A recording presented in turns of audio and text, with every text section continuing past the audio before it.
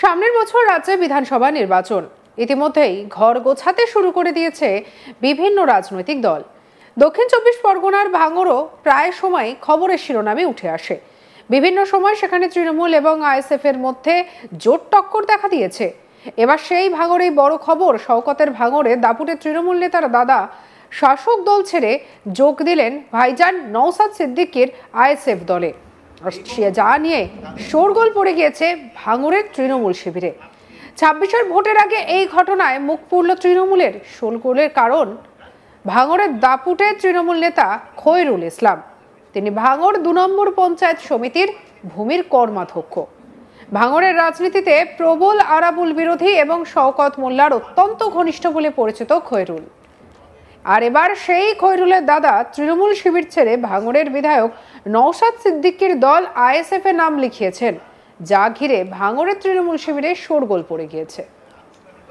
সবার পক্ষে এই তিন ভাইয়ের হাতে আমাদের জেলা সভাপতি মানিক মোল্লার মাধ্যমে আমরা এই পতাকা তুলে দিলাম। আজ থেকে আমাদের দলের সদস্য হিসেবে আমরা এদেরকে গ্রহণ করলাম। তৃণমূল সূত্রে খবর, এর অন্দরে রয়েছে দলীয় সমীকরণ। তৃণমূল নেতা খৈরুল ইসলাম ভাঙড়ের অবজারভার শওকত মোল্লার অনুগামী। উল্টো শিবিরে রয়েছেন ভাঙড়ের প্রাক্তন বিধায়ক আরাবুল ইসলাম। তাই খৈরুলের দাদা আশরাফুল ইসলাম দলবল নিয়ে আইএসএফ এ যোগ দিতেই সোশ্যাল মিডিয়ায় বিরোধী গোষ্ঠী সক্রিয় হয়ে ওঠে। পোস্ট, পাল্টা পোস্ট আর প্রলোভন, এবং এই সব কিছুর মধ্যে পোস্ট পাল্টা পোস্টে আলোড়ন পড়ে গিয়েছে শাসক দলের অন্তরে। তৃণমূল ছেড়ে আইএসএফ এর যোগদানকারী আশরাফুল ইসলাম জানান, আইএসএফ দলের কাজ ভালো লেগেছে, তাই জয়েন করেছি। কি বলছেন আশরাফুল, শুনবো। দীর্ঘদিন আপনি তৃণমূল করেছেন, কিন্তু এখন এত খাত প্রতিঘাতের মধ্য দিয়ে তাও আইএসএফ এ জয়েন করলেন কি জন্য? আগে কংগ্রেস করতাম, 98 থেকে তৃণমূল করি, ঠিক আছে। তা এখন আমার আইএসএফ দলটা ভালো লেগেছে, সেজন্য আমি আইএসএফ এ জয়েন দিয়েছি। আপনার খয়রুল কি আপনার নিজের ভাই? আমার ছোট ভাই। কে, তার নাম কি? মোহাম্মদ খয়রুল ইসলাম। কি হয় আপনার? ছোট ভাই। আপনি বড় ভাই আজকে টিএমসিতে জয়েন করলেন, বিষয়টা কি কারণে? ওর রাজনীতির রাস্তা আলাদা, আমার এই দলটা ভালো লেগেছে, আমার রাজনীতির রাস্তা আলাদা।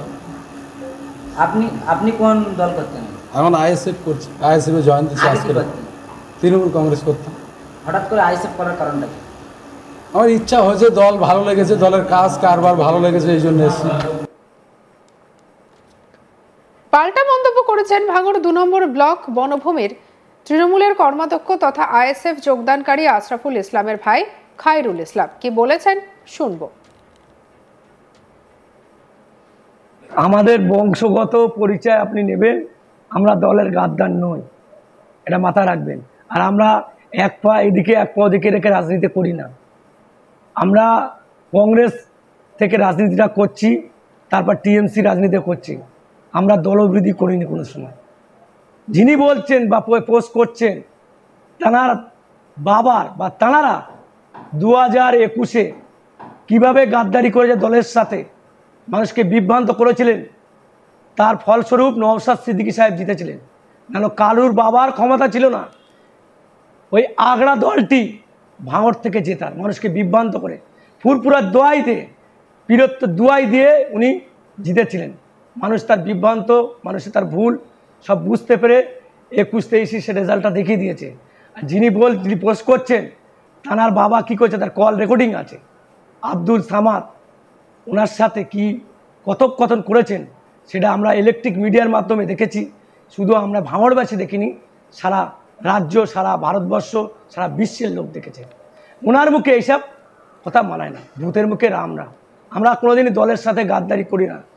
আমরা তার রেজাল্ট প্রমাণ করে দিব 2026 সালে।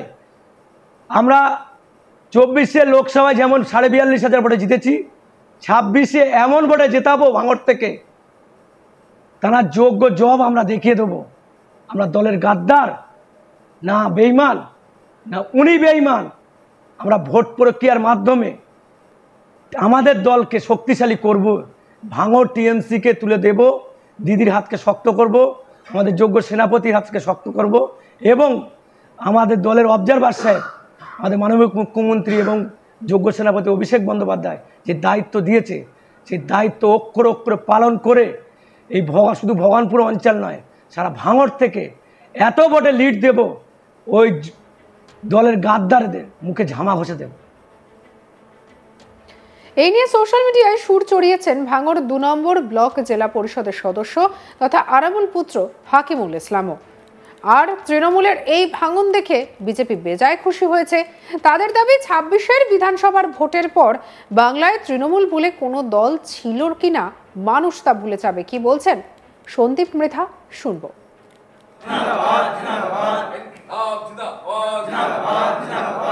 ভাঙড়ের তৃণমূল নেতার আইএসএফে যোগদান, অর্থাৎ শাসক দল ভাঙছে। আর কয়েকটা দিন অপেক্ষা করুন, 2026-এর নির্বাচনের পর তৃণমূল বলে কোনো রাজনৈতিক দল যে পশ্চিমবঙ্গে ছিল সেটা মানুষ আর রাখবে না। তৃণমূল এটা তো একটা রাজনৈতিক দল নয়, এটা তো একটা কোম্পানি। মমতা ব্যানার্জি তার কোম্পানি চালাচ্ছে পশ্চিমবঙ্গে, আর তার কোম্পানির লোকজনরা কোটি কোটি টাকার মালিক হয়ে যাচ্ছে।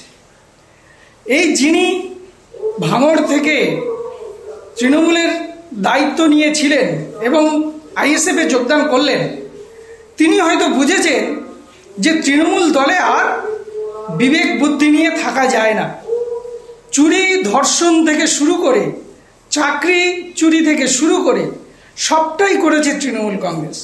অতএব জন্ম থেকে মৃত্যু পর্যন্ত সমস্ত দুর্নীতিতে যুক্ত যে তৃণমূল কংগ্রেস, সেই তৃণমূল কংগ্রেসে কোনো ভালো মানুষ থাকতে পারেন না। অতএব তিনি হয়তো বুঝেছেন যে এই তৃণমূল কংগ্রেস ছাড়ার সময় তার এসে গেছে, এই জন্য তিনি হয়তো দল বদল করেছেন। অপরদিকে ভোটের দোরগোড়ায় উৎফুল্ল আইএসএফ শিবির। কারণ তৃণমূলের দাপুটে তৃণমূল নেতার দাদা দল ছেড়ে আইএসএফে যোগদান করতেই তাদের দলের শক্তি বৃদ্ধি হয়েছে বলে সোশ্যাল মিডিয়ায় পোস্ট করতে থাকেন।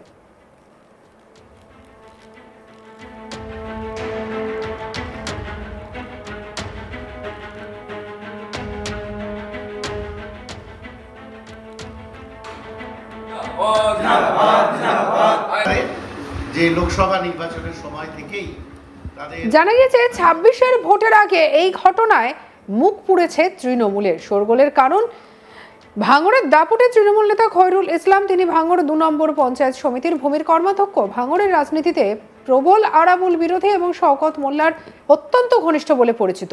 সেই খয়রুলের দাদা তৃণমূল শিবির ছেড়ে ভাঙড়ের বিধায়ক নওশাদ সিদ্দিকের দল আইএসএফ এর নাম লিখিয়েছেন, যা ঘিরে শুরু হয়েছে শোরগোলের। সঙ্গে রাখুন আজ তাক বাংলাকে। লাইক, কমেন্ট, শেয়ার, সাবস্ক্রাইব করতে ভুলবেন না।